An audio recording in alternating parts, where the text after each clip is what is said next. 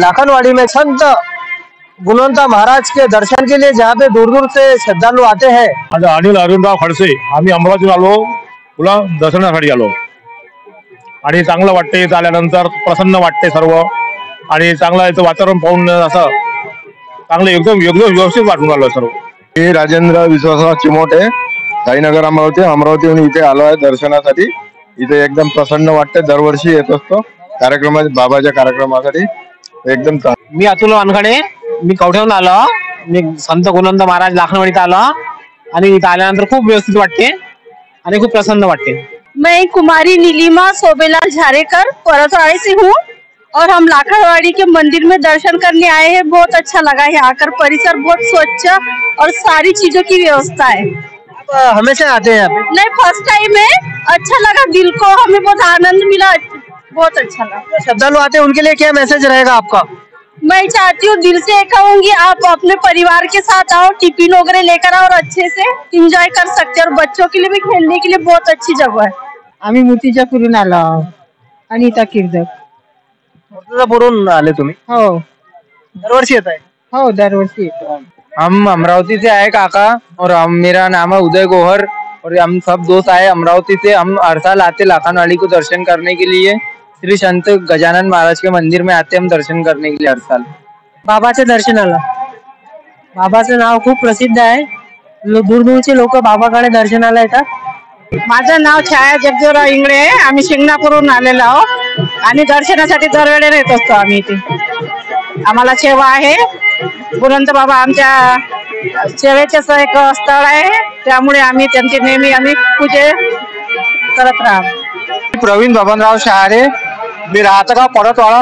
प्रत्येक पौर्णिमेला आम्ही जसं हे कसं नवसाला पावणारे बाबाजी आहेत, त्यांचे दर्शन घेतलेल्यांना विदर्भातील पुष्कळांचं जे मनोकामना आहे ते पूर्ण होतात। प्रत्येक पौर्णिमेला इथं कार्यक्रम राहते आणि पौर्णिमेला ज्या काही आपल्या मनोकामना असतात ते पूर्ण होत असतात, अशी लोकांची श्रद्धा आहे आणि आमच्या घरच्यांची तर सर्वांची श्रद्धा आहे। काय सांगता तुम्ही इथं आले आज दर्शनाला? आम्ही दर पौर्णिमेला इथे येत असतो,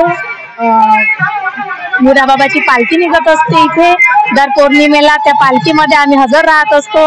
इथं आल्यावर सगळे तुमच्या इच्छा अपेक्षा ठेवा, त्या सर्व पूर्ण करतो गुणाबाबा। जय गुणवंत बाबा। मी विठ्ठल किसनराव टवलारे, करसगाव, जुनी संस्थान लाखनवाडी, म्हणजे जुनी बाबाजी जे संस्था आहे हे दादारावजी सोनार यांच्या हस्ते झालेला आहे। आज अध्यक्ष आहे संदीप भाऊ दादारावजी सोनार आणि उपाध्यक्ष आहे कुलदीप भाऊ प्रदीप पंत सोनार। मी इथं व्यवस्थापक म्हणून 2 वर्षापासून काम करीत आहो, सगळी सेवा लोकांना देत आहो। आता इथं बुलढाणा, अकोला, बैतूल इथं पूर्ण रोज 2-3 भंडारे राहतात। इथं आपल्या इथं सगळे लोक भंडारे इथंच करून राहिले सध्या। आणि किती भाविक भक्त येतात इथं? हजारांना लोक येतात। पौर्णिमेला खूप गर्दी राहते, 2 ऑक्टोबरला तर 100 पोत्याचा भंडारा राहते आमच्या इथे।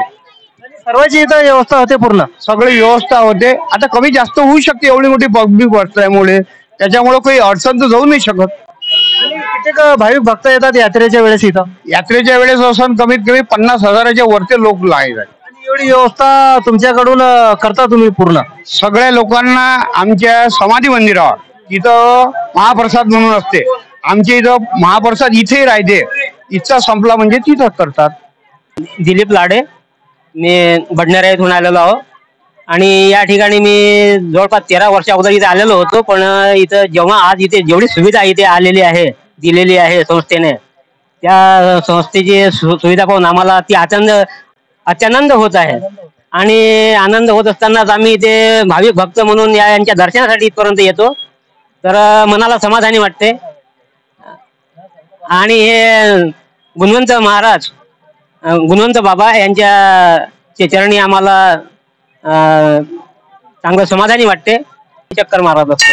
पण आता या निमित्त होतं, या ठिकाणी आमच्या इथला एक कार्यक्रम होता नातेवाईकांचा, या नातेवाईकांच्या कार्यक्रमामध्ये मी इथे सहभागी झालेलो आहोत।